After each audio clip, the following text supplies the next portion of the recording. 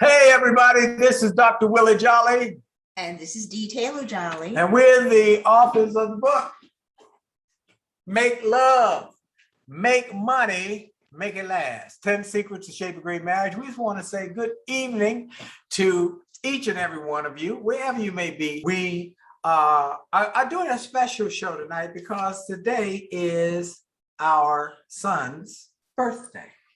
And his mama is so grateful for her baby boy. He came over on Sunday, and she cooked him. No, his father's grateful because I cooked. I am grateful because I tell him, can you have a birthday every day? Can you have a birthday more often? So today, he's taking us out. Yes, he said 36 years ago.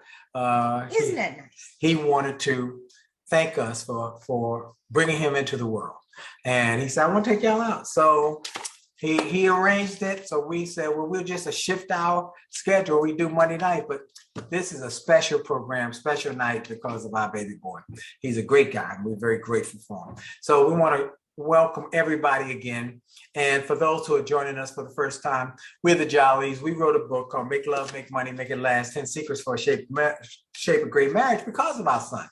Our son was the one who pushed us to write the book. And why don't you tell them how it happened? What happened? On our 30th wedding anniversary, we, coming up a big wedding anniversary, 30 years. And my son says to us, well, we're having, y'all having a big 30th, y'all going out to dinner.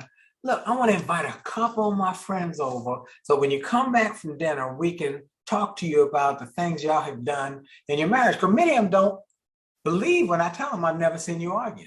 This was 30 years when he had never seen us argue. And we hadn't had, at that point, we hadn't had an argument in 28 years. Now, with over 36 years now, we haven't had an argument in 34 years. And so he said, I've never seen you argue. He said, I want to know, everybody wants to know when I say that, is that really true? And he said, yeah, I've never seen him argue. And they get along great. They're giggling at night in bed. And he said, I want you to tell a few of my friends, just a few of my friends, the secret. Okay. We go to dinner, we come back home, about 150 folks in our house. They got pizza stacked up and soft drinks. People everywhere. We hardly could get through the house, through the door. Well, we went on and told them our principles for being happily married. And they've taken notes, they're texting, they tweeting.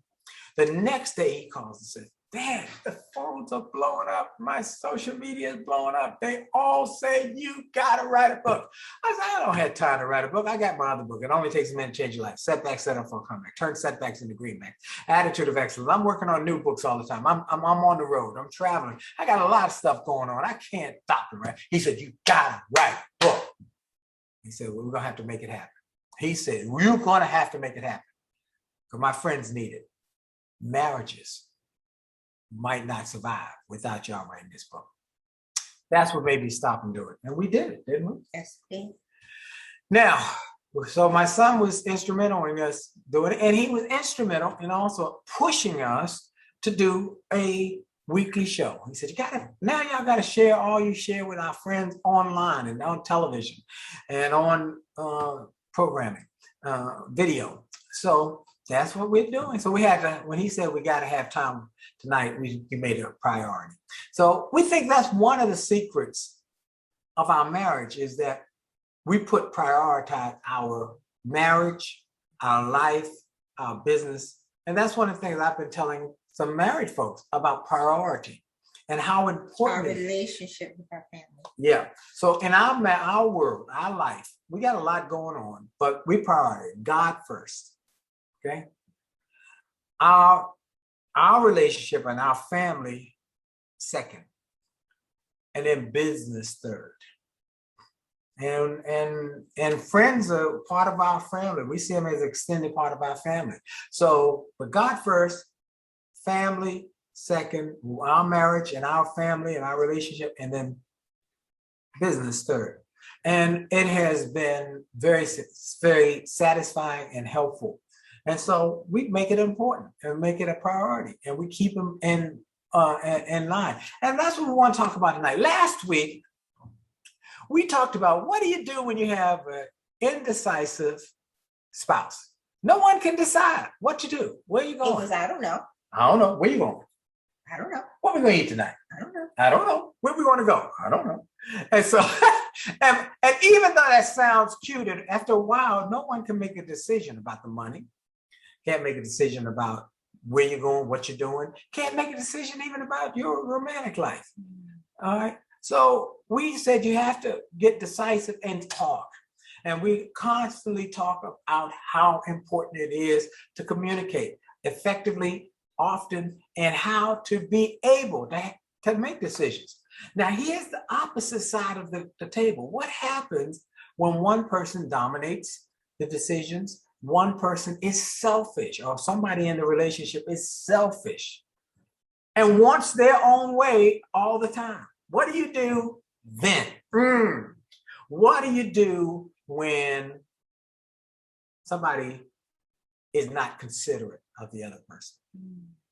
And that's where we've seen a lot of the conversations we've had, people coming up, and we want to encourage everybody to continue to send us your concerns, your issues, your problems, or things you want us to discuss, or to, not call your name. We never call people's names. But if you got something that you're struggling with and you say, I need help here, send us an email to info@williejolly.com, INF as in Frank O, at WILLIEJOLLEY.com. info@williejolly.com, and we will try and address some of them. But one of the comments we're getting over and over again is people saying there's a lack of us being completely open. There's a selfishness here, and somebody wants their own way all the time, and it's gotten on my nerves. Anybody had that? How did people get on your nerves? Well, what we want you to talk about, what I want to talk about is, what do you do then? And then what do you do with the other major problems in your marriage? Okay, communication is one of the big ones.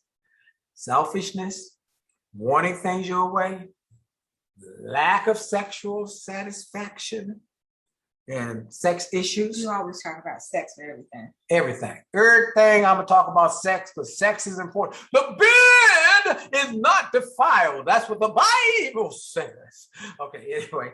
And then money is another issue. People are talking about money and how you handle money. And then blended families has been one we get a number of issues. Now, we haven't even addressed that. Right? No, address that one out. But go back to selfishness and wanting things your way. Yeah. As one of the five. And the question that comes up is, why about selfishness? Yeah. Why are you selfish? Well, why do you want things your own way? I think that is something that couples have to address. If you say your spouse is selfish, or you only want things your way, I think you have to ask the question, why? Right. Why? Oh, why do you think they're selfish? Because certainly the spouse doesn't think that they're selfish. Right. The spouse does not think, they think that everything's good. But one of the things we've talked about is, which then forces communication. Right. About consideration. Being considerate of your spouse. And this is one of my favorite stories in the book. And I want to share this with you. One of the favorite places in the book that I didn't get to talk about last week, but we ran out of time, is be considerate. I'm going to read this because it's so profound.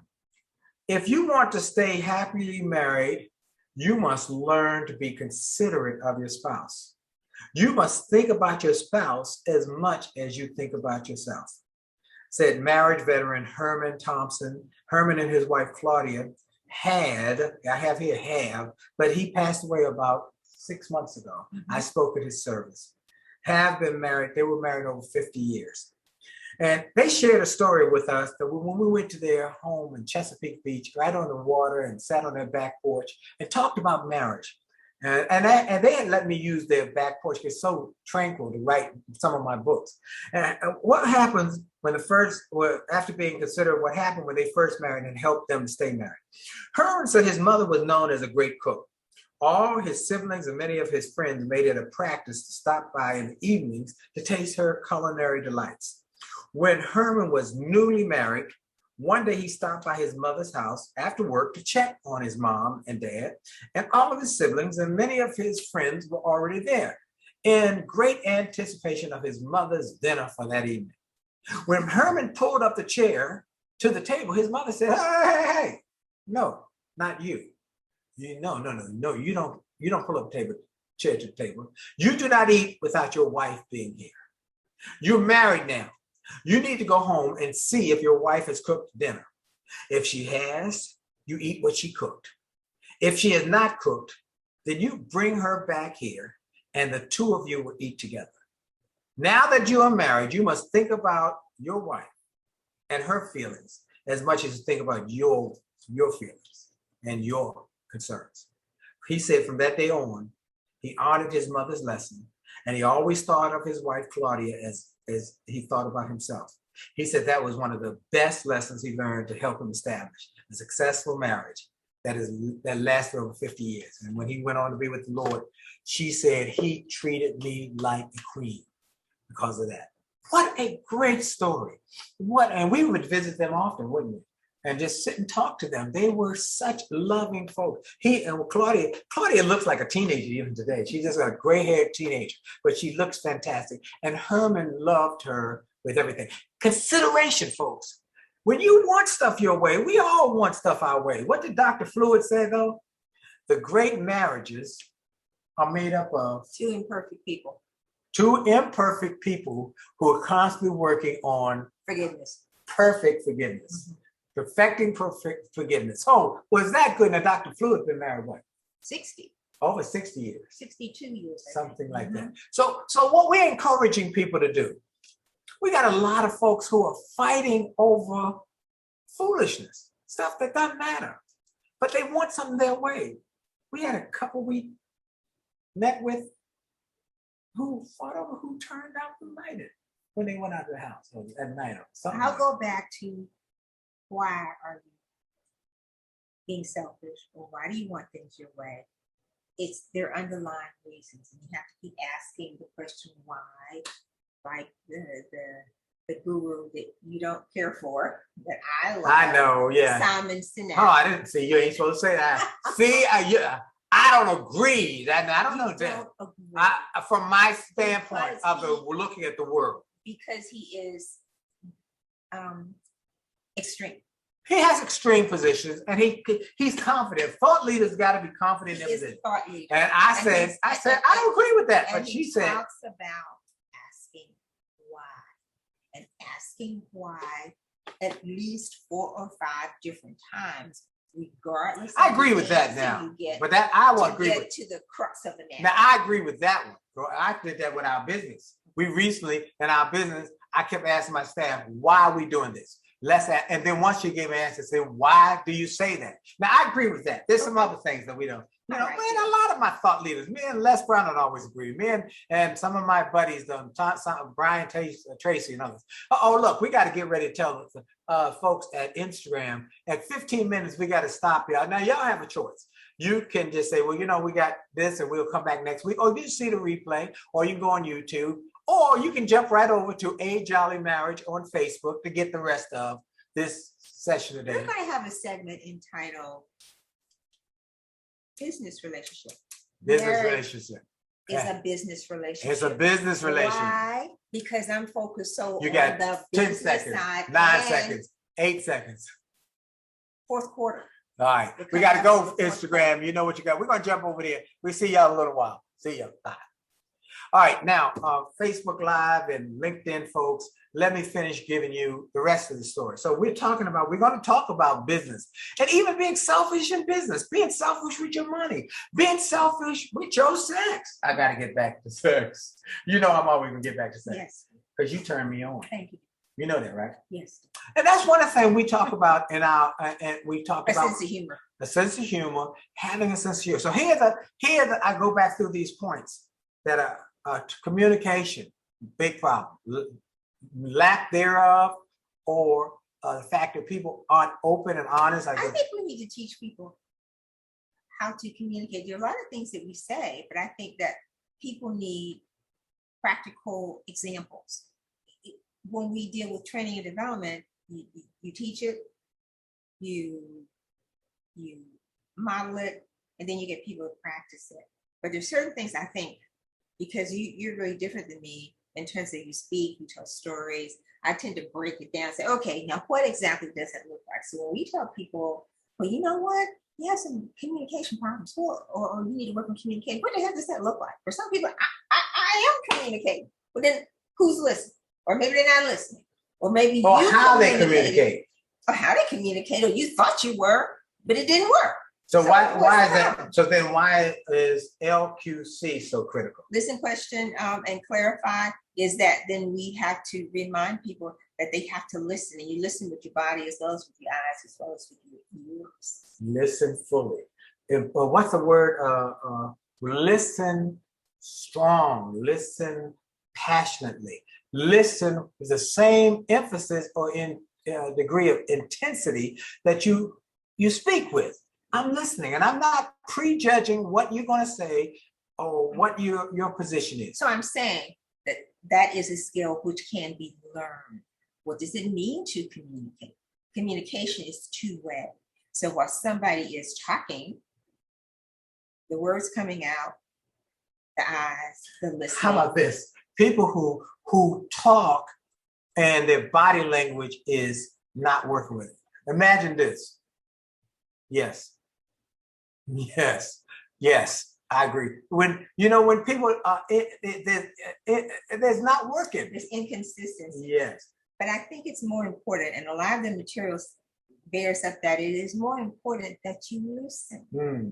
But let's get back to your question. I thought that was a profound question. Which question was that? Which is, why are people selfish? Why is it that people want it their way all the time and are unwilling to change? Is it immaturity? Is it? I think it's different for everybody, but I think it's important that you have to ask those quiet questions to get at the heart of it. Okay, we got a chapter in here called "Leave the Drama with Your Mama." Leave the drama with your mama, and that's the chapter where this story about consideration is. But I'm encouraging you to understand when you leave your mama and your daddy, you leave, you cleave, you weave. We write that in the book, that you leave your mama and daddy. Now, sometimes you say, well, that's how we always did it. So that doesn't mean it's right, or that doesn't mean it's right for y'all. And so we've got to leave their family and cleave together, make the commitment, decision, this is it. And then weave. But see, once you're married, you assume that you've already made those commitments before you've said I do in front of the justice of the peace or walking down the aisle. The assumption is already made that you've made those commitments. So now here we are married and it's jacked up. So we have to be intentional in looking at what could possibly be the problem or problems, and being willing to say, okay, how do we work this out? Yeah. But people aren't willing to do that because we go back to these problems: communication, selfishness, wanting things your way, lack of sexual satisfaction, money, fighting over it. So the question becomes why? And blended families. Back to that. So why? So once we and you can ask yourself why. You say, you know what, that whatever it is, that gets on my why. Well, here's one of the solutions that we found. Is it that important? Really? Because we have stuff we don't always agree on, but we'll ask you, is that really that important for us to have? Well, we're not arguing. That's not going to happen. But we got past that long ago. We have our systems. And if we are feeling that we are disagreeing on something, we say, well, let's talk about it. Or I might say, you know what?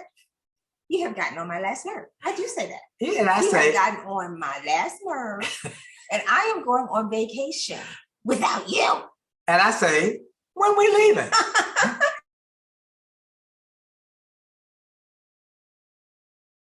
I need a mental break. And I say, you're overwhelming. And I say, okay, Where do you want to go? Where do you want us to go? And I start laughing. No, humor. I'm not going to let this get into over. I'm not going to let it go there because that's a choice. See, folks, that's a choice. I want you to choose. People say, I'm not happy. Oh, I got to get out of this marriage because I'm not happy. Our pastor has a big issue with that. Oh, I'm not happy. And I say, you know what? Happiness is a choice. I write about it in my books, not just a marriage book. It only takes a minute to change your life. Talk about you choose to be happy and setback set up for Who comeback. says happiness is external and joy is internal? I write that. I wrote that in one of my books. I wrote some of that stuff. Okay. Excuse me. All right. Now that's theological. Okay. Happiness.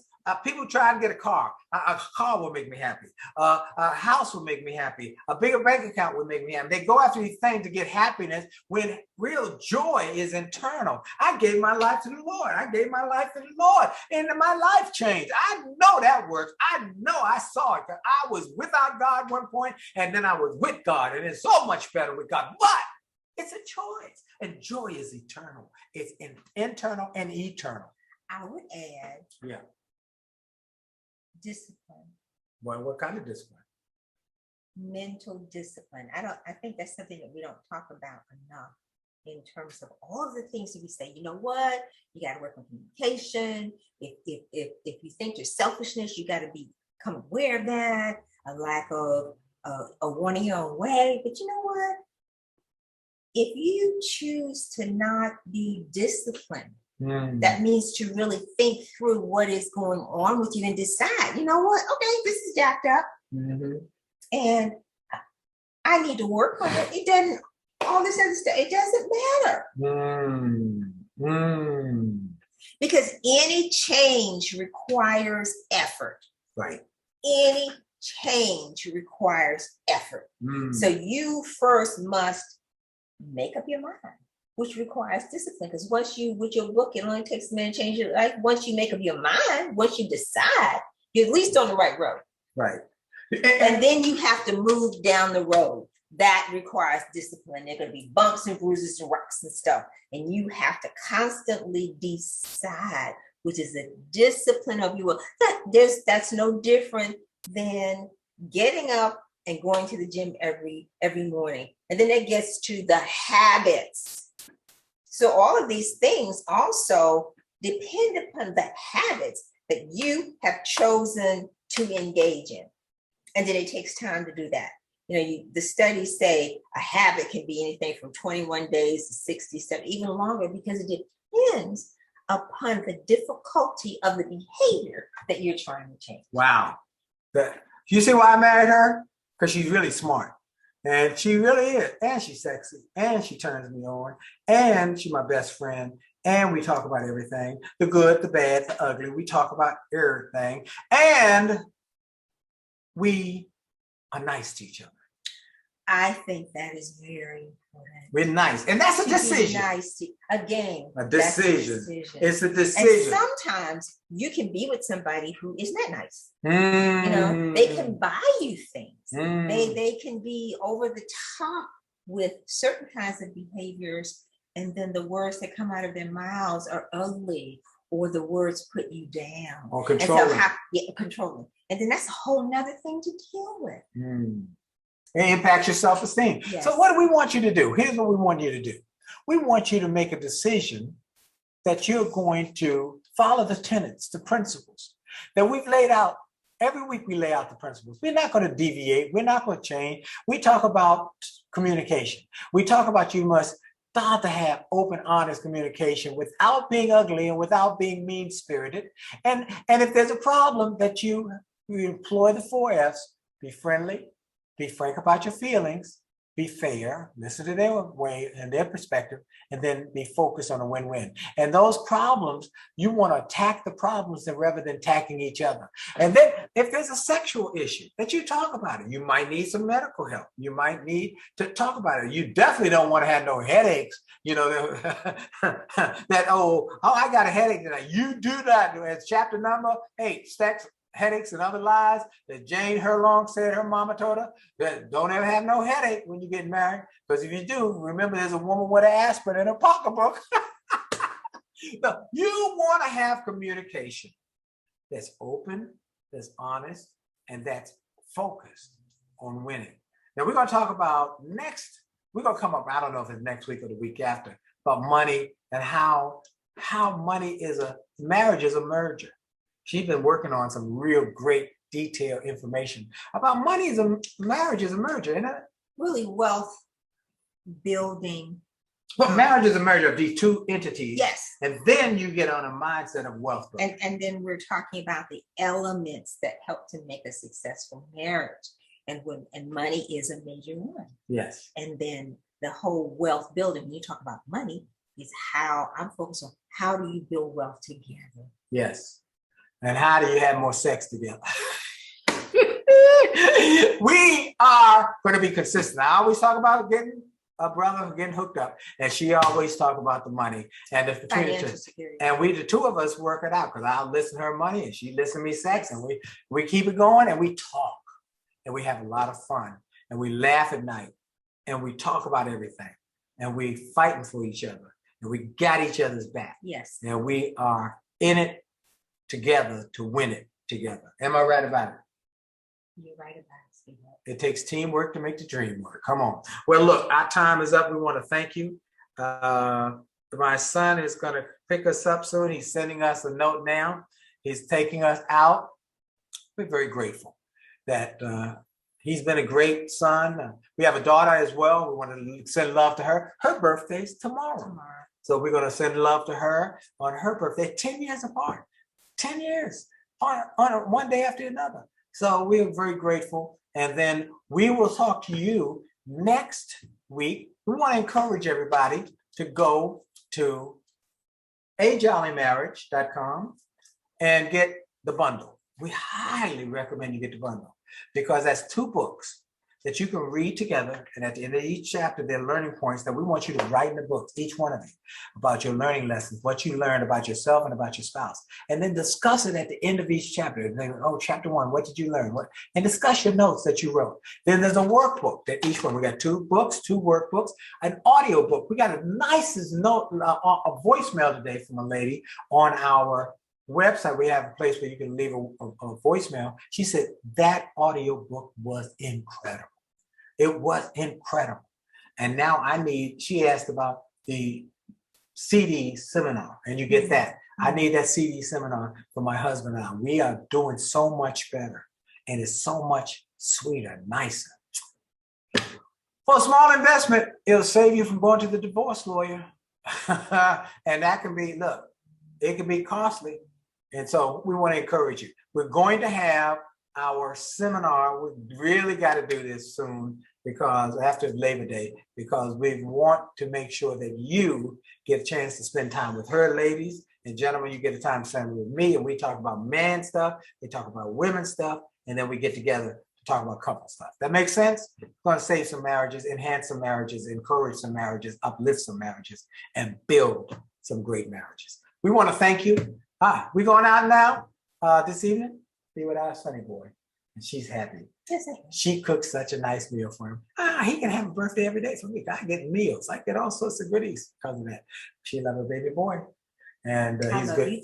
I love you more. All right. We love each other. And that's true. All right, ladies and gentlemen, thank you for your time. I want to thank you all for sharing this video and this show and this program with people in your network. We encourage you to keep doing that. Share it with your friends, your family members. Tell them about it. You know, if you had a great restaurant, you would tell them, hey, you need to go there and get that meal or a certain meal. We want you, if this is feeding you and empowering you, tell them, hey, 9 o'clock, Monday nights, tune in to A Jolly Marriage on Facebook, A Jolly Marriage on Instagram, and then go to ajollymarriage.com. Our goal and our job and our assignment, save 1 million marriages, enhance 1 million marriages, and make life better for you and your spouse. This is Dr. Willie and Jolley. And this is Taylor-Jolley. Our time is up. Jolly out. Jolly out. Jolly out.